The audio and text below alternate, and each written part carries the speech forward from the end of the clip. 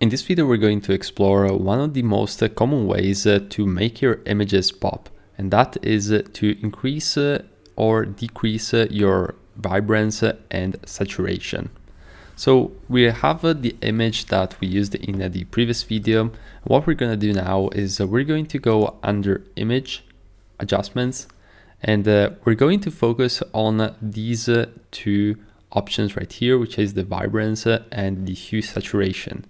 Now let's start with the hue saturation.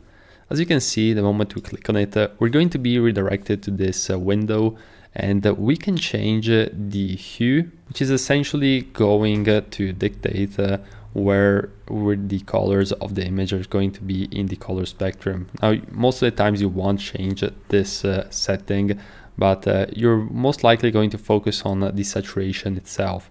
So as you can see, the moment that we start adding the saturation, the colors are going to appear more vivid and fully saturated.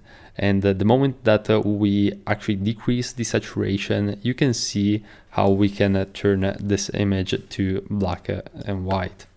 Now, on top of that, one thing to consider is that you can also check the colorize option if you want to have the image in one single tone. So for example, in this case, we have this sepia tonality applied to it. We can change the saturation according to that one single color. And of course, we can change the color in the hue column. Now, on the hue saturation, you can also find lightness, but most of the times you won't be using this simply because the lightness is going to make and adjust the lightness of all the levels in one single layer. So it's not as a granular option like the curves or the levels as we explored in the previous video.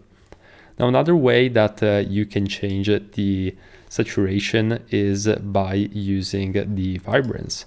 So if we click on the vibrance, you can see that we have now both the saturation, which is exactly the same as the previous option, but we also have this other option here, which is the vibrance.